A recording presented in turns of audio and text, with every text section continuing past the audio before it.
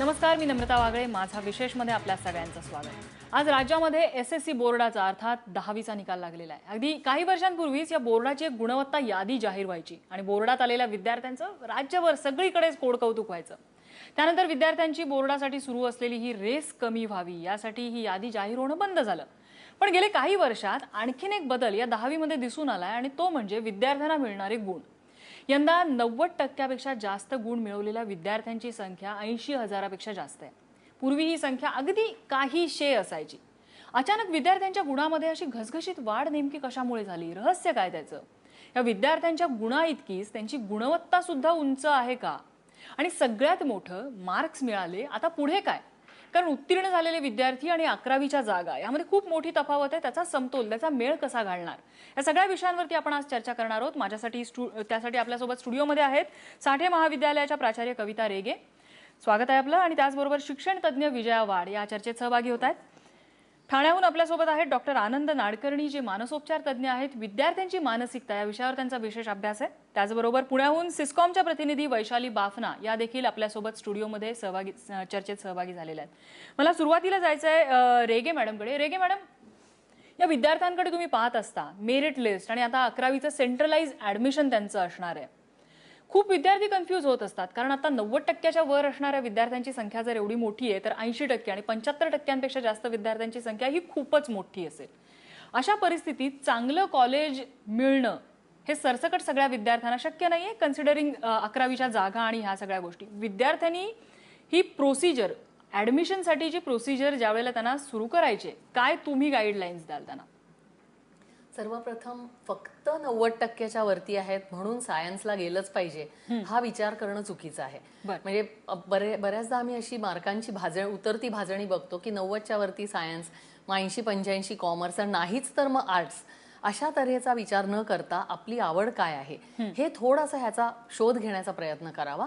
एखाद वेळ 90% वाल्या मुलाला भाषांची आवड असून तो त्या विषयाकडे वळू शकतो, ह्युमॅनिटीजकडे वळून उत्तम करू शकतो. आणि तोही विषय तितकाच कठीण आहे. खरं म्हटलं तर आर्ट्स सोपं आहे असं मी कधीही म्हणणार नाही. हा विचार केला जात नाही आणि ह्याच्यात थोडीशी पालकांची मानसिकता सुद्धा कारणीभूत आहे. अरे 90% मिळाले, तू आर्ट्सला गेलास तर लोक काय म्हणतील. तर मला असं वाटतं की ह्यामध्ये जर का विचारपूर्वक बदल घडवला तर एकतर आपल्याला काय हवंय, आपल्याला काय आवडतं आहे ह्याचा शोध घेऊन आपल्याला हवी ती लाईन घेणं हा पहिला भाग. आणि मला हेच कॉलेज मिळालं पाहिजे हा जो अट्टहास असतो आणि ते मिळालं नाही तर आयुष्यात काही राम नाही, हा एक विचार, माझा सेकंड ऑप्शन हा नेहमी म्हणजे बी प्लॅन म्हणतो आपण तसा तयार असणं अतिशय आवश्यक आहे. त्यामुळे मग नैराश्य येत नाही. आणि बेसिकली एखादा नकार पचवण्याची ताकद आपल्यामध्ये आहे की नाही हा सुद्धा एक विचार करणं आवश्यक असतं. त्या दृष्टीने असा माझ्या मते ऍडमिशनचं प्लॅनिंग करावं. वैशाली बाफना आहेत आपल्यासोबत. वैशाली ताई, यावर्षी मार्कांची मांदियाळी जर आपण पाहिली तर एकूणच सर्व टॉप कॉलेजेस त्यांची क्लोजिंग पर्सेंटेज हे खूप उच्च असणार आहे. त्यामुळे अगदी 85% किंवा 88%, 90% मार्क मिळालेल्या विद्यार्थ्याला सुद्धा टॉप कॉलेज मिळू शकणार नाही. अशा विद्यार्थ्यांनी ज्यावेळेला तो सेंट्रलाइज ऍडमिशनचा फॉर्म त्यांना भरायचा आहे, त्यामध्ये काय नेमक्या गोष्टी फॉलो केल्या पाहिजेत? सर्वात पहिली गोष्ट, बोला, तुमचा आवाज येतोय. सर्वात मूळ गोष्ट म्हणजे शासकीय आदेशानुसार प्रवेश प्रक्रियाच राबवली जात नाहीये. प्रवेश प्रक्रियाच राबवली जात नाहीये. जर शासकीय आदेशानुसार प्रवेश प्रक्रिया पूर्ण राबवली गेली तर नक्कीच सर्व विद्यार्थ्यांना प्रवेश त्यांच्या गुणवत्तेनुसार मिळू शकतो. शासकीय आदेश जे आहेत 1997 मध्ये आलेले आहेत, परंतु त्याची आतापर्यंत कधीही अंमलबजावणी केली गेलेली नाहीये. आणि शासकीय अधिकाऱ्यांना आम्ही याबाबत अहवाल दिलाय 2014 मध्ये की शासकीय आदेश काय आहेत, त्यानुसार प्रवेश प्रक्रिया काय आहेत. परंतु विद्यालय आणि शासकीय अधिकारी मिळून मोठ्या प्रमाणात गैरमार्गाने प्रवेश प्रक्रिया राबवतात आणि त्यामुळे गुणवत्ता विद्यार्थ्यांना त्यांच्या गुणवत्तेनुसार प्रवेश मिळत नाही. ही अत्यंत खेदाची बाब आहे. याबाबत आम्ही शिक्षण सचिवांशी सुद्धा भेट घेतली तर त्यांनी सांगितलं की जोपर्यंत कोर्ट आम्हाला अवमान केल्याचं हे सांगत नाही तोपर्यंत आम्ही याच्यावर कारवाई करत नाही. जर सचिव लेवलचे अधिकारी असं बोलत असतील तर कोणापुढे ही गोष्ट मांडायची. पण मग हे सगळं आहे म्हणजे एकतर जागा कमी आहेत, त्यात असा भ्रष्टाचार होतोय, मग विद्यार्थ्यांनी फॉर्म भरताना नेमकं काय करायचं, नेमक्या कोणत्या गोष्टी त्यांनी फॉलो करायच्या जेणेकरून त्यांना त्यांच्या आवडीचं कॉलेज, किमान एखादं चांगलं कॉलेज त्यांना मिळेल? जर शासकीय आदेशानुसार सर्व कोटे प्रवेश प्रक्रियेपूर्वी भरले गेले आणि त्यातली रिक्त जागा ह्या जर प्रत्यर्पित केल्या गेल्या तर सर्व विद्यार्थ्यांना त्यांच्या गुणवत्तेनुसार प्रवेश मिळू शकतो. परंतु हे अधिकारी कोटे अगोदर भरत नाही, तर कोटे जे आहेत ओपन स्पेशल असू दे, अल्पसंख्याक असू दे, इन हाऊस कोटा असू दे, मॅनेजमेंट कोटा असू द्या, हे प्रवेश प्रक्रिये दरम्यान किंवा त्यानंतर 2 महिन्यापर्यंत हे कोटे भरत असतात. आणि 1997च्या शासकीय आदेशात सर्व कोटे हे नियमित प्रवेश प्रक्रियेपूर्वी भरण्याचे आदेश दिलेले आहेत. आणि असं असताना देखील शासकीय अधिकारी कोणीही याची दखल घेत नाहीये. विजयाताई, आता बाफना मॅडमनी सांगितलं तो भ्रष्टाचार आणि त्यातच आता 11वीच्या जागा कमी, नेमकं करायचं तरी काय विद्यार्थ्यांनी? जितकं बाफना मॅडम म्हणतायत ना तितकं ते चित्र विदारक आहे असं मला वाटत नाही. कारण मी ज्युनियर कॉलेजची प्राचार्य राहिले आहे आणि एकही विद्यार्थी तिथे असा मध्ये घुसेल असं मी कधी बघितलं नाहीये. आणि त्याच्यामध्ये शासकीय अधिकाऱ्यांनी ढवळाढवळ केलेली नाहीये. कविता मॅडमचा अनुभवही तोच असेल याची मला पूर्ण खात्री आहे. नाही, नक्कीच आपल्याकडे चांगली कॉलेजेस, चांगल्या शाळा नक्कीच आहेत, मात्र काही कॉलेजेसमध्ये हे असे प्रकार चालतात, असे चालत असतील, परंतु इतकं विद्यार्थ्यांनी निराश होण्याचं कारण नाहीये असं मला वाटतं. पण एक गोष्ट मात्र आहे की मला 90% मार्क मिळाले म्हणून मी सायन्सलाच गेलं पाहिजे अशी परिस्थिती नाही.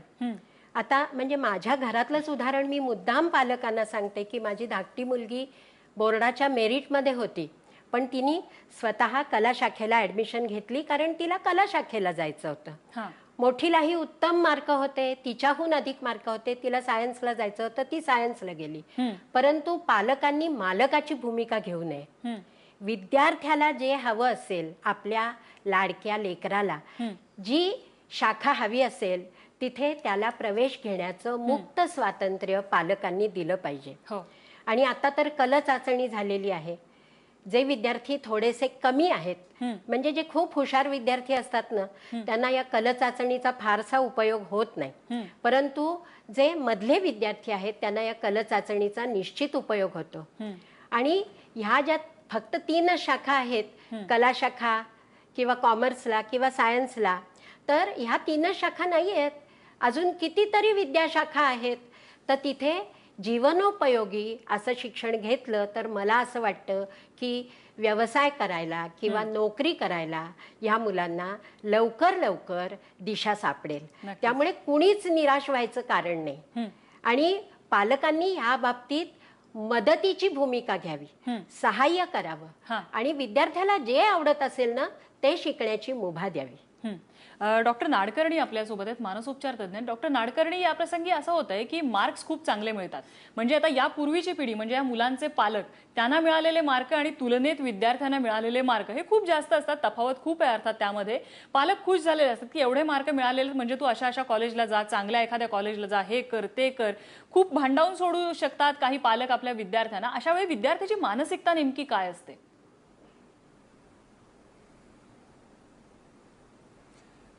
मला वाटतं आता वाड मॅडम जे म्हणाल्या की पालक आणि विद्यार्थी यांनी एक संघ म्हणून काम केलं पाहिजे.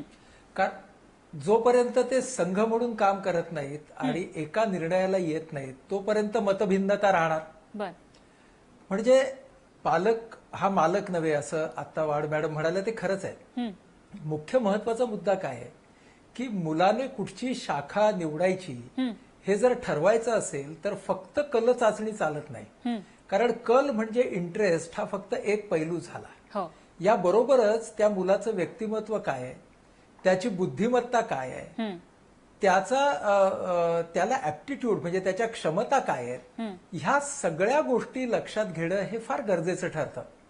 आणि जरी तुम्ही शास्त्रोक्त चाचणी केली नाही तरी सुद्धा हे जर मुद्दे डोक्यामध्ये घेतले तर त्यानुसार आपण निवड करणं, त्यासाठी त्या त्या क्षेत्रातल्या तज्ज्ञांची मदत घेणं, असं करून आपण या निर्णयाप्रत येऊ शकतो. हट्टी स्वभाव मात्र कुणीच या संदर्भात ठेवू नये, ना मुलांनी ना पालकांनी. आणि चर्चेमधून जे मॅडम म्हणाल्या की प्लॅन ए, प्लॅन बी, मी तर म्हणेन प्लॅन सी आणि प्लॅन डी सुद्धा ठेवावा आणि मग आपण या निवडीकडे वळावं.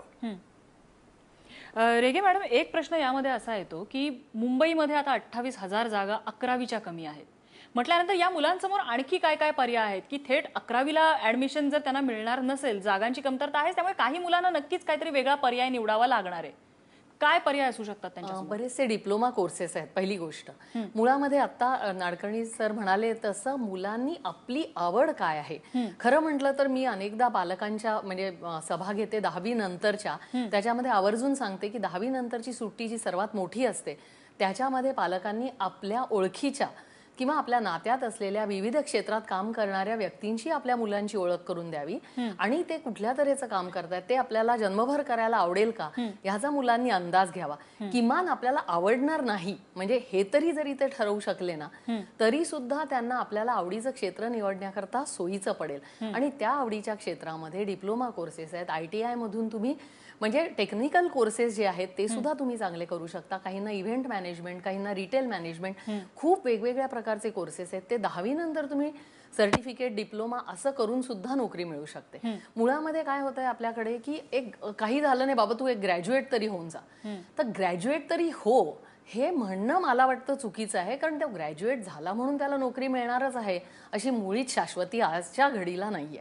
त्यामुळे तुझं स्किल काय आहे ते शोधून काढ, त्याच्यामध्ये तुला किती एक्सेल करता येईल, किती चांगलं करता येईल आणि मुख्य म्हणजे सर्वात खरं महत्वाचं मेहनत करण्याची तयारी तुझी कुठल्या क्षेत्रात मेहनत करायची आहे हे जर शोधून काढलं तर मुलगा आवडीने ते करतो आणि ते क्षेत्रामध्ये चांगलं काम करून दाखवू शकतो. ह्या करता म्हणजे कल चाचणी हा पूर्णपणे म्हणजे मी असं नाही म्हणणार की त्यांनीच सगळं आपल्याला कळणार आहे, पण मुलांनी सुद्धा स्वतःवर थोडासा प्रयत्न, स्वतःवर थोडासा वेळ द्यायला पाहिजे की मला हे आवडतंय, मला नाही आवडतंय. पालकांनी एकत्र येऊन त्याला मदत करायला पाहिजे की तू हे करू नाही शकलास, आता प्लॅन सी आणि डी ही वेळ खरं म्हटलं तर येऊ नये. कारण प्लॅन ए आपला जो असतो तो आपल्या नक्की आवडीचा असतो आणि किमान तो म्हणजे स्ट्रॉंगेस्ट असतो. त्यावेळी त्याकरता तुम्ही जी मेहनत कराल ती अगदी मनापासून केलेली असते.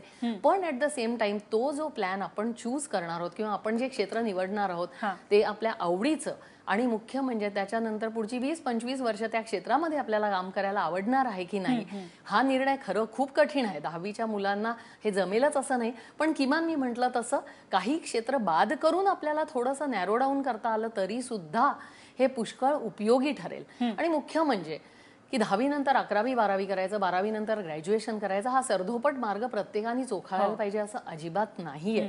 आता अनेक गोष्टी सहजपणे शक्य म्हणजे म्युझिकमध्ये मुलं 10वी नंतर गेली तरी सुद्धा स्वतःचा स्टुडिओ उभारू शकतात, इतकं त्यांना एक्सपर्टीज येऊ शकतो, तर काही प्रॉब्लेम नाहीये. पण मेहनत म्हणजे हार्ड वर्कला पर्याय नाही, मेहनतीला पर्याय नाही कुठल्याही क्षेत्रामध्ये, हे नक्की सांगेन मी. विजयाताई, आता रेगे मॅडमनी जे काही पैलू उलगडून सांगितले, शहरातल्या मुलांना खूप सोप्या पद्धतीने या गोष्टी जवळून जाणता येऊ शकतात. मात्र एखाद्या खेडेगावातला मुलगा ज्याच्यासाठी त्याचं गाव, काहीशे लोकवस्तीचं गाव हेच विश्व असतं, त्या मुलानं काय करावं, त्याने कशा गोष्टी एक्सप्लोर कराव्या? पुष्कळ वेळेला ना पालक खूप गोंधळून जातात ग. म्हणजे खेडेगावातली जी पालकांची वर्गवारी तुम्ही केलीत तर सगळे पालक सुशिक्षित नसतात, पण मुलांनी शिकावं अशी त्यांची खूप इच्छा असते. तेव्हा तिथे शिक्षकांची आणि समाजसेवकांची जबाबदारी खूप मोठी आहे.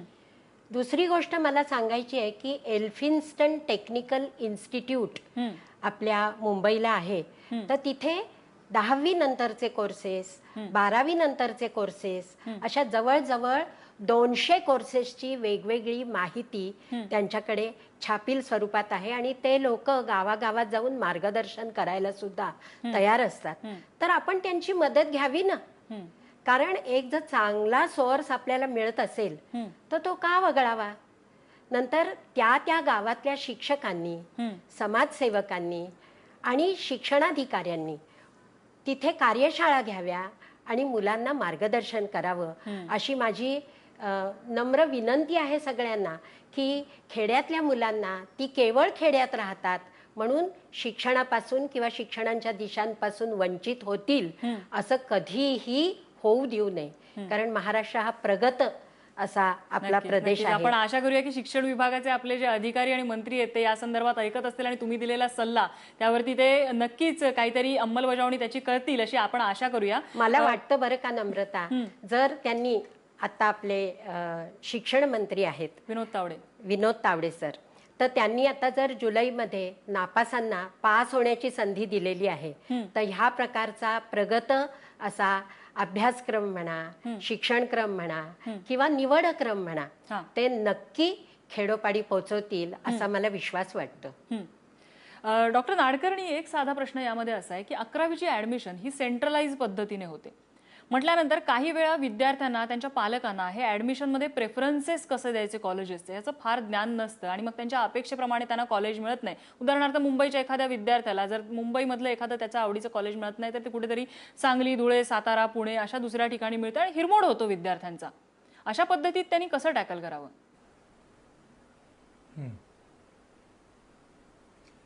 नाही, मुळामध्ये कॉलेजेसचा जो प्रेफरन्स आहे ना तो ठरवत असताना आपल्याला हे लक्षात घेतलं पाहिजे की एखाद्या कॉलेजचं फक्त नाव मोठं आहे म्हणून मला त्या कॉलेजमध्ये जायचं आहे हा विचार फार वरवरचा आहे.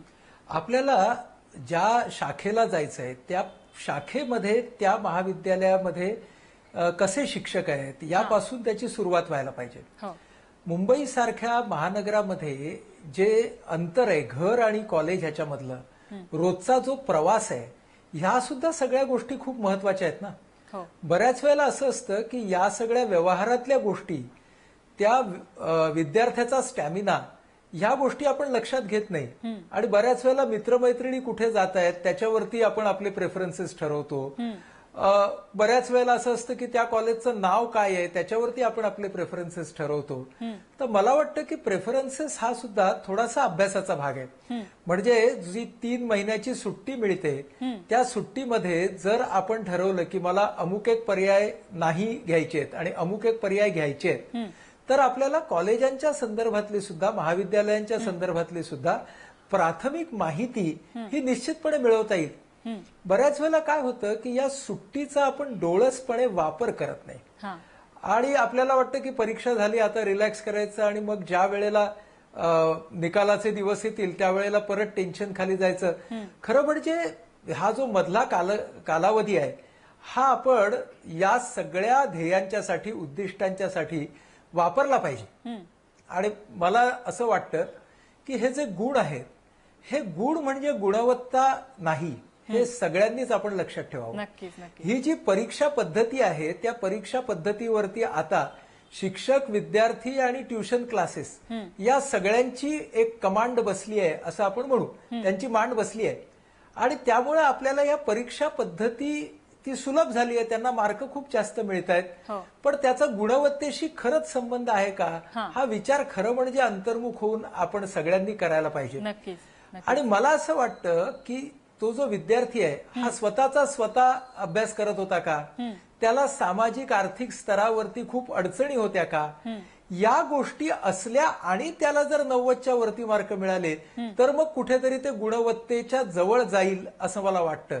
नाहीतर फक्त परीक्षा पद्धतीचा अभ्यास केल्यामुळे हे गुण ह्या परीक्षेमध्ये मिळाले एवढ्या पुरताच तो आनंद आपल्याला मर्यादित ठेवावा लागेल. अत्यंत महत्वाचा मुद्दा तुम्ही डॉक्टर नाडकर्णी या ठिकाणी मांडलेला आहे की गुण मिळाले म्हणजे गुणवत्ता आलीच का. तर या प्रश्नाचं उत्तर आपण आपल्या चर्चेमध्ये ब्रेक नंतर शोधण्याचा प्रयत्न करणार आहोत. एक छोटासा ब्रेक, लगेचच परत येतो.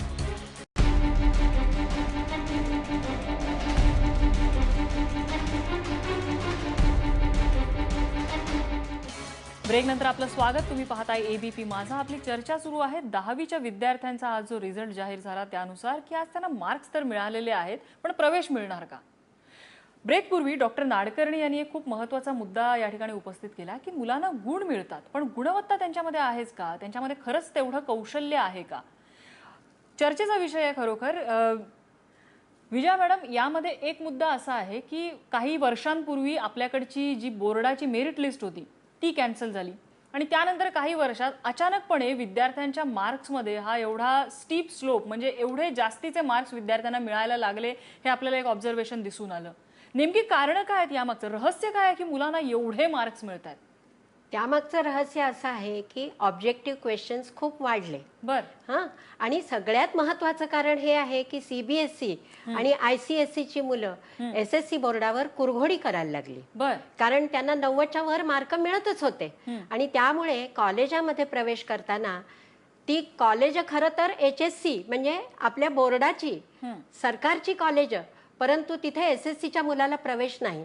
हा आता तर एका वृत्तपत्रामध्ये असं आलेलं आहे की रुईयाचे प्रिन्सिपल त्यांनी असं सांगितलंय की तिथे ICSE आणि CBSEच्या मुलांनाच प्रवेश मिळेल इतकी ती मार्कांची होड लागलेली आहे. बरं. तर ही जी मार्कांची होड आहे ती तिच्यामध्ये SSC बोर्डाची मुलं कमी पडू नयेत म्हणून बेस्ट ऑफ 5चा पर्याय आला हां. आणि सर्वोत्तम 5 यामुळे आपल्या SSCच्या विद्यार्थ्यांनाही 90च्या वर मार्क पडायला लागले. आता SSCचा अभ्यासक्रम हा राज्यातली शेवटची मुलगी, अत्यंत दुर्गम भागातली किंवा शेवटचा मुलगा पास झाला पाहिजे. त्याला SSCचं द्वार पुढच्या शिक्षणासाठी उघडलं पाहिजे. म्हणून तो थोडा सोपा असतो ICSE आणि CBSE पेक्षा. 11 वर्ष मी अभ्यासक्रम मंडळावरती काम केलेलं आहे, त्यामुळे मला हे माहिती आहे की 40% मुलाला पास होण्या इतका अभ्यासक्रम सोपा असला पाहिजे. त्याची काठिण्य पातळी मग पुढे वाढत जाते. तर हे असल्यामुळे SSC बोर्डाचा अभ्यासक्रम, CBSEचा अभ्यासक्रम आणि ICSEचा अभ्यासक्रम हे अतिशय त्याच्यामध्ये तफावत आहे. बरं, SSCचं मूल गरीब घरातूनही आलेलं आहे. ICSE आणि CBSEला महाराष्ट्रामध्ये इंग्रजी माध्यम असल्यामुळे प्रत्येक गरीब घरातल्या मुलाला ती फी परवडेल असं नाही. त्यामुळे SSCची मुलं कुठेही कमी पडू नयेत म्हणून सरकारी पातळीवर असा सुंदर प्रयत्न झाला की ती मुलं CBSE आणि ICSEच्या मुलांबरोबर जातील. आणि पण त्यामुळे जसं आनंद नाडकर्णी म्हणाले तसे गुण वाढले, पण गुणवत्ता वाढली का? मी एक मजेशीर किस्सा आपल्याला सांगते. आता हा SSCचा नाही, MAला पहिल्या वर्गात मराठी घेऊन पास झालेला, ग्रंथपालाच्या नोकरीला आलेला मुलगा, आणि त्याला विचारलं तुझे आवडते लेखक कोण? PL.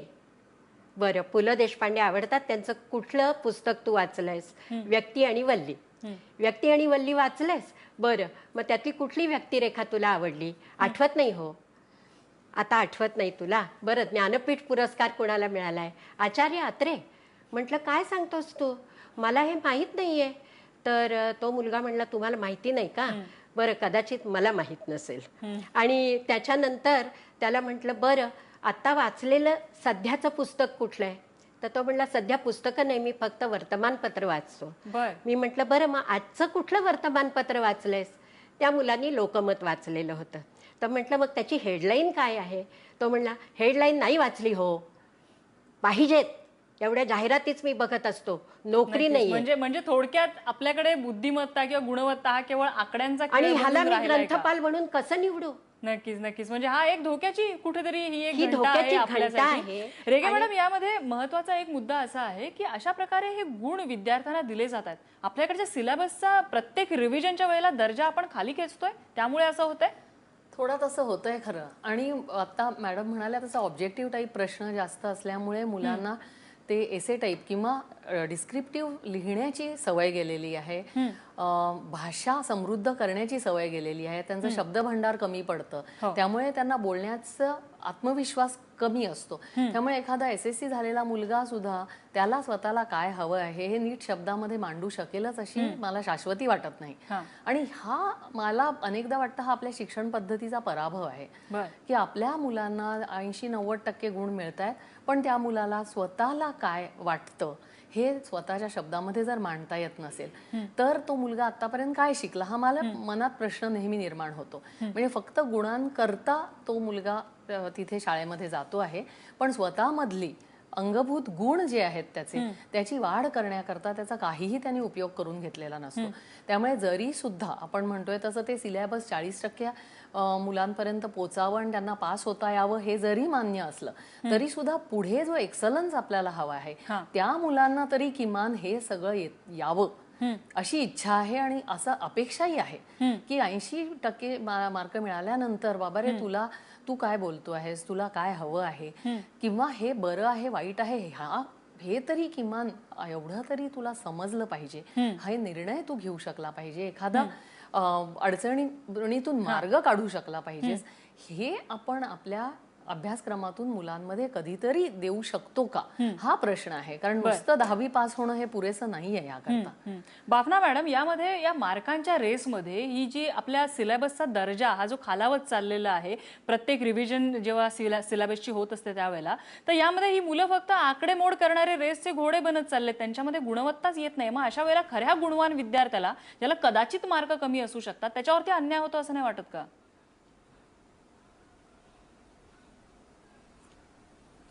ह्यांनी आता विजया मॅडमनी जे सांगितलं की मराठी ICSE CBSE मुलांना गुणवत्ता जास्त मिळते, त्यांच्या कंपॅरिझन मध्ये SSC बोर्डाच्या मुलांना गुणवत्ता मिळावी, त्यांना योग्यतेचं कॉलेज मिळावं, यासाठी त्यांना बेस्ट ऑफ 5 दिला. पण मी म्हणते की जर तो बेस्ट ऑफ 5 देण्याऐवजी जर शैक्षणिक गुणवत्ता सुधारली, शिकवण्याची पद्धती जर बदलली, तर नक्कीच त्याचा फायदा मुलांना जास्त होईल.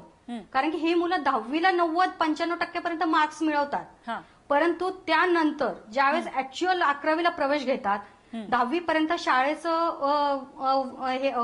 वातावरण असतं, तिथे कंपल्सरी त्यांना क्लास अटेंड करावा लागतो, कंपल्सरी शाळेत जावं लागतं, त्यांचा होमवर्क करावा लागतो, त्याचा अभ्यास करावा लागतो. तो 10वीला आहे म्हणून त्याला पुन्हा क्लासेस लावले जातात, पुन्हा त्याची रिव्हिजन घेतली जाते आणि पुन्हा घरी आई वडील आल्यानंतर त्याच्याकडनं तो अभ्यास पुन्हा करून घेतात. ही जी काही चाकोरी आहे, म्हणजे तेच तो अभ्यास पुन्हा घोकमपट्टी करून घेतात. जर ती बदलली आणि त्यांनी त्यांच्या पद्धतीने त्यांना फक्त म्हणजे की तुम्ही अभ्यास करा, आठवा तुम्ही काय केलंय आणि त्यानंतर तुम्ही त्याचं तुमच्या भाषेत उत्तर लिहा, जर असं केलं आणि केवळ परीक्षेत मिळालेले मार्क्स ही त्यांची गुणवत्ता न धरता ओव्हरऑल जर विचार केला, त्यांनी मागील काही वर्षात काय काय केले, कशात त्याला इंटरेस्ट आहे, जर ते केलं तर त्याला नक्कीच त्याच्या करिअरला फायदा होणार आहे. आणि ह्या मार्क्सचं हे जे काही आता मार्क्स दाखवले जात आहेत, हे मार्क्स फक्त एक भ्रमाचा भोपळा आहे. हे खरंच त्यांची ती गुणवत्ता आहे का, हा खरंच खूप मोठा प्रश्न आहे. डॉक्टर नाडकर्णी, यामध्ये एक जर गेल्या काही वर्षांमधला आपण जर बोर्डाचा ट्रेंड बघितला तर मेरिट लिस्ट गेलेली आहे, बेस्ट ऑफ 5 आलेलं आहे, सिलेबसचा दर्जा आपल्या खाली खालावत चाललेला आहे. कुठेतरी आपण जी हेल्दी कॉम्पिटिशन ह्या विद्यार्थ्यांमध्ये जी त्यांच्या भवितव्यासाठी, त्यांच्या व्यक्तिमत्वासाठी गरजेची आहे, ती हेल्दी कॉम्पिटिशन सुद्धा आपण कमी करून बसतोय, जे घातक ठरू शकतं त्यांच्यासाठी. हो, मला 2 मुद्दे मांडायचे आहेत. पहिला मुद्दा असा आहे की आपण शिक्षणाचं राजकारण करताना लोकांनुनय करतोय का, आणि त्यामुळे आपण शिक्षणाची गुणवत्ता कमी करतोय का, हा पहिला मुद्दा आहे. दुसरा मुद्दा असा आहे की आज ज्या जगामध्ये त्या विद्यार्थ्याला पुढे व्यवसाय घ्यायचा आहे किंवा उच्च शिक्षण घ्यायचं आहे, त्यामध्ये बदललेली परिस्थिती, आज जागतिकीकरणाच्या या सगळ्या वातावरणामध्ये तुम्ही स्किल आणि एक्सपर्टाईज म्हणजे तुमचं कौशल्य आणि त्या कौशल्यामध्ये असलेला तुमचा ताबा त्याच्यावरचा, या गोष्टी फार महत्वाच्या आहेत. मग आम्ही आतापर्यंत त्याकडे कुठे भरच दिला नाही. आम्ही प्रत्येक वेळेला काय कारण देतो, आम्ही प्रत्येक वेळेला आमच्या लोकसंख्येचं कारण देतो. आम्ही आता लोकसंख्येचं कारण देऊन हे शिक्षणाचं शिवधनुष्य पेलण्यापासून स्वतःला किती काळ लांब ठेवणार आहोत, हा प्रश्न मला विचारावा असं वाटतो. आज विज्ञान आपल्याला सांगतं की बुद्धिमत्ता एका प्रकारची नसते, बुद्धिमत्ता या 60हून अधिक प्रकारच्या आहेत. तर या वेगवेगळ्या बुद्धिमत्तांना पोषक असं शिक्षण आम्ही कधी द्यायला लागणार आहोत. शिक्षणाचा खरा अर्थ समजून घेण्यासाठी आम्ही नेहमी आमच्या लोकसंख्येची, सामाजिक परिस्थितीची ढालच पुढे करणार आहोत का? मला वाटतं हे सगळे परखड प्रश्न आपण स्वतःला विचारणं खूप गरजेचं आहे, जर आपण शिक्षण क्षेत्रामध्ये काम करणारे आपल्याला मानत असू तर. म्हणजे या सगळ्याच्या मध्ये काय होत आहे की शिक्षण पद्धती एका वाटेने जाते, जग दुसऱ्या वाटेने जात आहे, आणि या दोघांना एकत्र आणण्याचे प्रयत्न आपण खूप ईर्ष्येने करताना दिसत नाही आहोत. मग आपण काय करतो की ज्या वेळेला अशा तऱ्हेचे निकाल लागतात तेव्हा आपण बोलतो आणि त्याच्यानंतर आपण गप्प बसतो. शिक्षणाला पायाभूत पद्धतीने त्याच्याकडे बघणं हे आपण कधी करणार, हा खरं तर माझ्या दृष्टीने फार महत्वाचा प्रश्न आहे. नक्कीच नक्कीच. माझी वेळ खरं तर संपत आलेली आहे. मात्र रेगे मॅडम, मला जाता जाता तुमच्याकडून एक कॉमेंट घ्यायची. खूप विद्यार्थ्यांना 80% वर 90% वर मार्क मिळालेले आहेत. खरं तर त्यांची कुवत नसेलही एवढे मार्क्स मिळवण्याची. अशा वेळेला ती मुलं कदाचित हुरळून जाऊ शकतात. चुकीच्या शाखा, चुकीचे रस्ते, म्हणजे त्यांचा कल ज्या गोष्टीकडे नसेल अशा शाखा ते निवडून पुढे कदाचित स्वतःच्या भविष्यामध्ये धोका स्वतःलाच निर्माण करू शकतात. अशा विद्यार्थ्यांना तुम्ही काय सांगाल? मी मगाशीच सांगितलं त्याप्रमाणे त्यांनी थोडासा तरी स्वतःच्या स्वभावाचा शोध घ्यावा आणि फक्त मार्क चांगले आहेत किंवा आईवडिलांनी सुद्धा हुरळून न जाता की 90% मिळाले की लोक काय म्हणतील ह्यापेक्षा तुला स्वतःला काय वाटतंय ह्याच्याकडे लक्ष देऊन तुला झेपणार आहे का, तुला आवडणार आहे का, असा कल स्वतःचा थोडासा तरी त्याचा शोध घेऊनच, कारण 15 तारखेपर्यंत वेळ आहे अजून, 15 तारखेला रिझल्ट मिळणार आहेत, किमान 10 दिवस हातामध्ये आहेत. या 10 दिवसात तरी हा प्रयत्न नक्की करावा मुलांनी की मला हे आवडेल आणि त्यामुळे मला हे करायचं आहे. या संबंधी मी थोडी आणखीन माहिती मिळवून मी घेईन आणि त्याचबरोबर म्हटलं तसं मला फक्त हा एकच विषय आवडीचा आहे असं न करता मला दुसरे 2-3 काय पर्याय सुद्धा मला मिळू शकतील ह्याचाही विचार करणं आवश्यक आहे. त्याचबरोबर आईवडिलांनी मुलांचा कल किंवा मानसिकता जाणून घेऊन त्यांना प्रेशराईज न करणं, जसं मॅडम म्हणाल्या तसं मालक पण न गाजवता मुलांना थोडंसं तरी मोकळीक द्यावी की त्याला सुद्धा काहीतरी कळू शकतं आपल्या स्वतःच्या बद्दल. आणि सगळ्यांनी मिळून हा विचार जर केला की तुझ्या भविष्याकरता काय उत्तम आहे हे आपण सगळे मिळून विचार करू आणि ठरवूया, तर हे थोडंसं वाट सुकर होईल. तरी सुद्धा पुढे आव्हानं आहेतच. म्हणजे 10वी संपली, 10वी ही खरं म्हटलं ना तर पहिली मोठी परीक्षा आहे. त्यामुळे पण ती that is not the end of everything. त्यामुळे ज्या मुलांना कमी मार्क मिळालेत त्यांनी असं समजू नये की आम्हाला काही भवितव्य नाहीये. उलट कमी मार्क म्हणजे नापासांचे सुद्धा एक वेगळं कर्तृत्व दाखवू शकतात नंतर, हे नेहमी लक्षात घ्यावं. त्यामुळे 10वीचे कमी मार्क म्हणजे एंड ऑफ द वर्ल्ड नाही, हे प्लीज लक्षात घ्या. मुलांनी स्वतःच्या इंटरेस्ट, स्वतःच्या आवड हे जोपासावी आणि त्याच्यातून क्षेत्र निवडावं, हे नक्की. आणि खूप अजून क्षेत्र आहेत पादाक्रांत करण्याची, हे शेवटचं नाहीये. त्यामुळे 10वीच्या मार्कांनी जसं हुरळून जाऊ नका तसं निराशही होऊ नका. नक्कीच. शहरी भागातले विद्यार्थी आणि ग्रामीण भागातले विद्यार्थी या प्रत्येकांसाठी त्याने काय विचार करावा हे आपलं आपलं क्षेत्र त्यांचं हे एक ठरलेलं आहे. शहरी भागातल्या विद्यार्थ्यांसाठी आज खूप रिसोर्सेस, खूप क्षेत्र, खूप शाखा अवेलेबल आहेत. ग्रामीण भागात कदाचित तेवढ्या नसतील. अशा परिस्थितीत या विद्यार्थ्यांनी आपल्याला काय आवडतंय, आपल्या ठिकाणाहून दुसरीकडे जायची आपली इच्छा आहे का, तेवढी ताकद आहे का, क्षमता आहे का, या गोष्टींचा सुद्धा विचार करून त्या गोष्टींचा आर्थिक भार आपण सहन करू शकतो का, आपले पालक ते सहन करू शकतात का, झेपवू शकतो का, या गोष्टींपासून सगळ्या गोष्टींचा विचार पुढचं पाऊल टाकताना तुम्हाला करायचं आहे. 11वीसाठी भलेही जागा कमी असतील पण अजून तुम्हाला टेक्निकल कोर्सेस खूप आहेत. त्यामुळे चान्स तुम्हाला नक्की आहे. उडी फक्त शहाणपणाने मारा. या चर्चेसाठी सर्व मान्यवरांनी आपल्याला वेळ दिला त्याबद्दल त्यांचे आभार. माझा विशेषमध्ये आज इथेच थांबतोय. बघत रहा ABP माझा.